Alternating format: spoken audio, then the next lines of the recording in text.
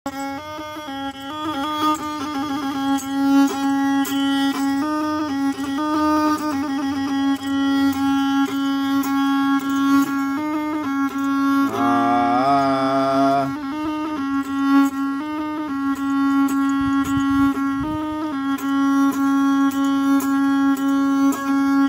बाबुआ रे नेहा लगाला श्री सिया राम से कट जाई जीवन आराम से ना।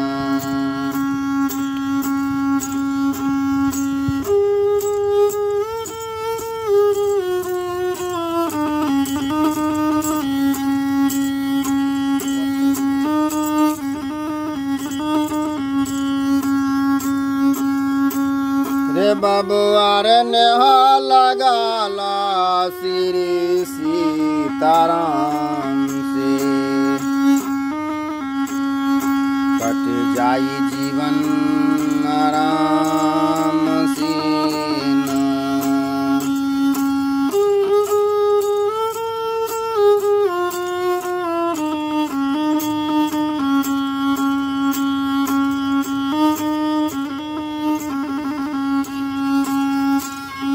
आराम से ना हो श्री राम से ना।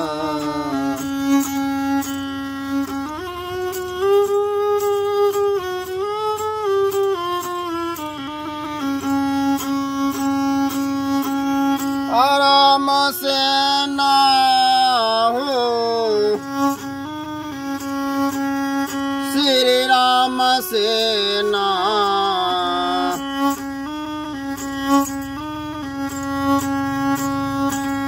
रे बाबुआ रे नेहा लगाला श्री सिया राम से कट जाई जीवन आराम से ना।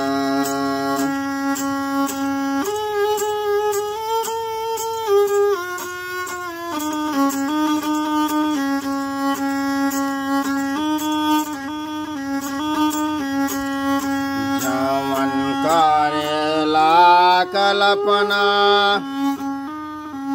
वो है देखा तारे सपना।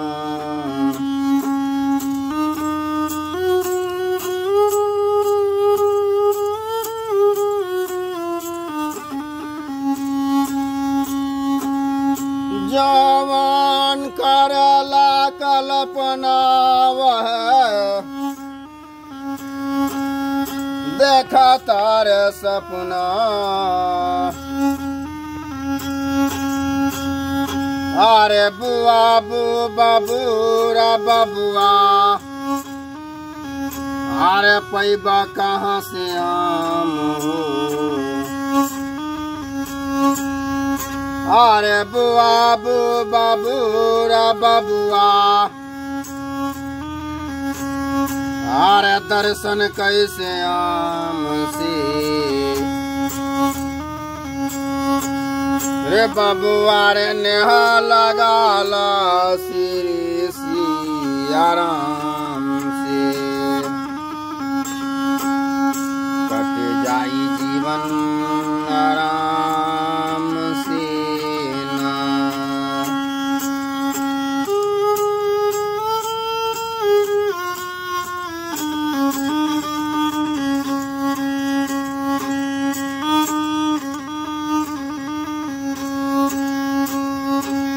रे बाबुआ रे नेहा लगाला श्री सिया राम से कट जाई जीवन आराम से ना।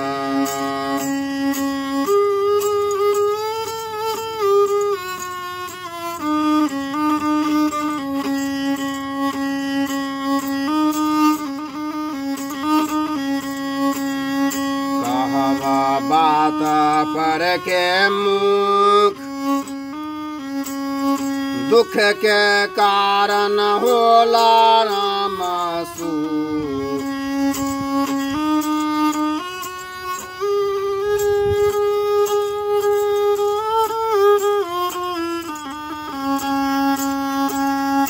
कहबा बात पर के मुख दुख के माधा होला राम सुख। रे बबुआ रे उमरा गमैला श्री राम के दरबार में। रे बबुआ रे उमरा बितैला सिया राम के दरबार में। कट जाई जीवन आराम से ना।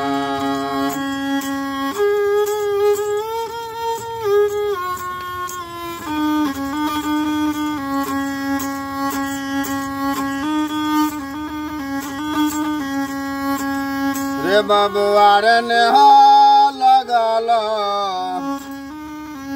श्री सिया राम से।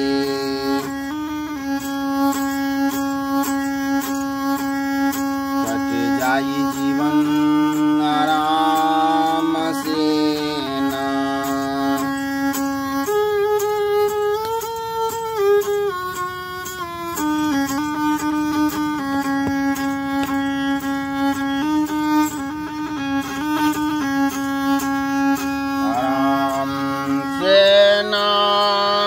श्री राम सेना।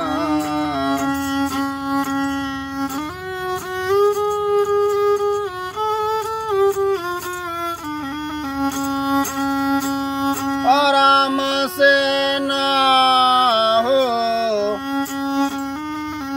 श्री राम सेना।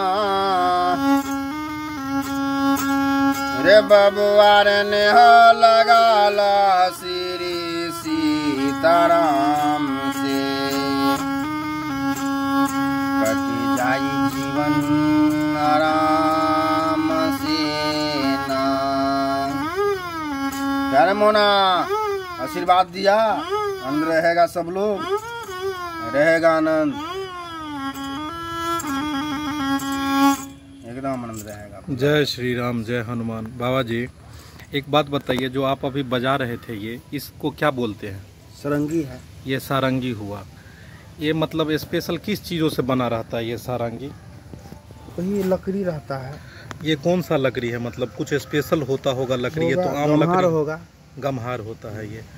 और ये जो इसमें धागा है वो जनरल धागा है कि कुछ खास धागा है? ये रेशम का है। ये रेशम का धागा है। और जो यहाँ पे हाथ देके आप बजा रहे थे, इसमें क्या है? जैसे हारमोनियम में होता है ऐसा कुछ है क्या इसमें? ये चमड़ा है। कौन सा चमड़ा है ये? वही होगा, कौन चीज का चमड़ा। ओ, ये चमड़ा ये लगा हुआ है। और ये लकड़ी जो आप बोले क्या गम्हार का लकड़ी है ये? हाँ, गम्हार। और ये रेशम का धागा है। रेशम का। और जो ये बजा रहे थे जिससे ये, इसको क्या बोलते हैं? घोड़ा का पूंछ है। ये घोड़ा का पूंछ हुआ, ये डंटा हुआ। तो फिर इसी चीज से ये आवाज निकलता है। तो फिर सुर कैसे इसमें लगाते हैं? जैसे हारमोनियम में सुर होता है, कीबोर्ड में स्केल होता है, ऐसे सुर कैसे इसमें बनाते हैं? आप जो गीत गाते हैं सुर में, तो सुर कैसे लगता है इससे? आप जो यहाँ पे उंगली रखते हैं, यहाँ पे उंगली पे यहाँ तो कोई बटन है नहीं, तो फिर आप कैसे मतलब इसमें सुर जो है? उंगली से, नाखून से बजाते हैं। नाखून से आप बजाते हैं, लेकिन नाखून से बजाते हैं उसमें कुछ तो होगा ना, वहाँ जो छूते हैं। इसको किस तरह से बनाया गया है जो आप वहाँ से सुर लगता है इसमें? जो भी गीत आप गाते हैं वहाँ से सुर लगता है ना? हाँ, यही जगह। तो फिर वो कैसे? वहाँ कुछ बटन है क्या इसमें? इसमें कुछ बटन है क्या? बटन नहीं है, कुछ भी नहीं है। नहीं। ओ, फिर भी वो लेकिन मतलब लगता है यहाँ से। तो यह एक, इसको क्या बोले, क्या चीज़ बोलते हैं इसको? सारंगी। सारंगी हुआ। और ये रेशम का एक धागा है, ये चमड़ा है। हाँ। चमड़े से, ये चमड़े की परत लगी हुई है इसके ऊपर में, ये लकड़ी के ऊपर में, है ना?